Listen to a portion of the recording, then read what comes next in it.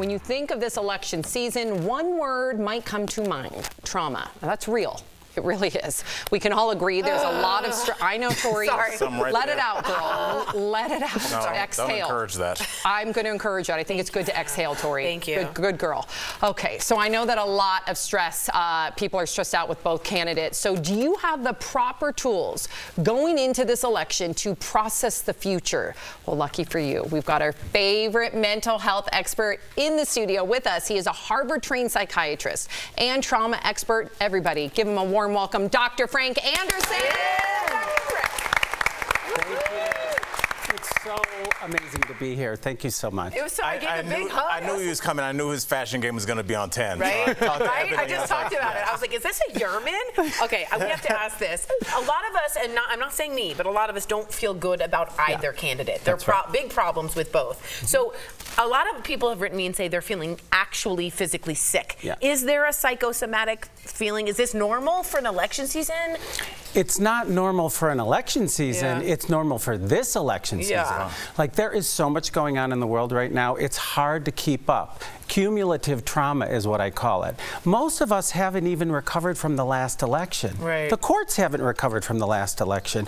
And so as we gear up for this next one, with all the stuff that's happening, it's way too much for our nervous systems, and we can't handle it. Some people fight and get rageful. Other people shut down and get totally disconnected and depressed. So how do you manage the back and forth and not get sucked into either side? Right. That's the big challenge. I mean, just to your point as you were talking, I was like, the weekend that Trump, with the attempted assassination, the Florida case was dropped, which we covered for 2 years. Right. We barely covered it that day. That's because exactly it was so much stuff. The documents, Well, okay, let's talk about what we have been covering, because of course the media loves to sensationalize every moment of an election, and this one has been packed full already. So how does this constant exposure affect us?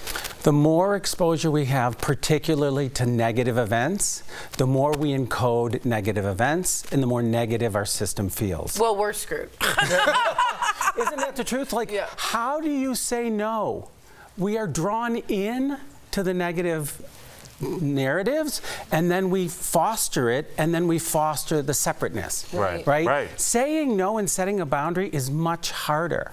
Like, put limits on your social media. Put limits on your exposure. Like, be informed, but don't get sucked in. That is so challenging. And try not to be so divisive. I'm so tired of the divisiveness. It's hatred. But it's a clear divide, Sam, and that it's kind of, leads me to my next question, because it seems like the conservatives are defending things that they feel, are that they're losing, while liberals are kind of saying, no, like, look, this is something we can all have. We're all going to gain from this. Why don't you want this?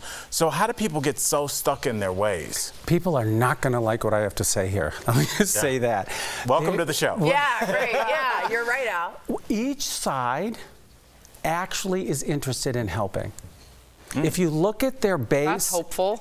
Each side wants to help, even though it's in very different ways. And we focus more on the difference, which fosters the divide.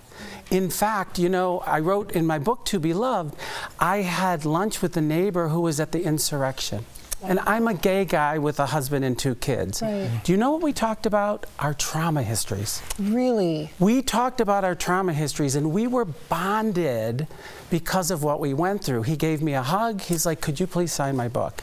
That's what I think we need to do in this country, is stop focusing on the way we're different and focusing on the way we're the same. It is challenging, but I think that's the way to move the needle. I love that. I really do. Point. We need to hear more of that. So let's say there's someone watching right now who feels like that they cannot go through another 4 years of this, which I totally understand, no matter which side wins, right?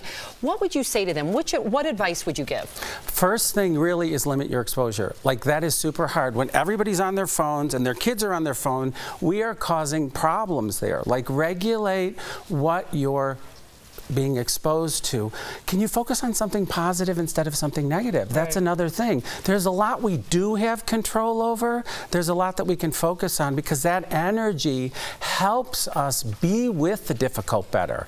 We're not really good as a culture and society in being with hard and difficult. We push it away. That's why we're on our phones all the time. So I really say focus on something positive, do what you can control, and it shifts the energy, and it actually makes you a little bit more open to the other side. There's this term called theory of mind, and it's your capacity to see the other person's point of view. We are not good at that. No, we're not. We're not very good at this. Let me ask you this. Yeah. In other elections, there have been big issues, big issues, and they haven't been this sort of heightened emotion. Why this election? Why all these emotions? I think that's a really good question. I think we are all holding a lot of trauma. We've been through a pandemic. We are overwhelmed with the economy. We are overwhelmed with the information, the echo chamber, the silo. I love that you said that. Isn't she brilliant? That we're all in. And so the more we're in our places, the more we hold on desperately to gain control of this out of control environment, which perpetuates the problem. So I really do think it's really important. Set limits, set boundaries, have balance, self-care. Yeah. Regulate. We need more Dr. Anderson. I feel healed. I know. I was just like, please keep talking. Yeah, seriously. Talk about something positive. Right, and you feel that from you. It's Don't super you? genuine. Thank you for that. We need more of this. TBL Nation, pick up Dr. Anderson's memoir, To Be Loved. Available everywhere now. Thank you again. So we'll be right back. Thank you for having me. Awesome, man.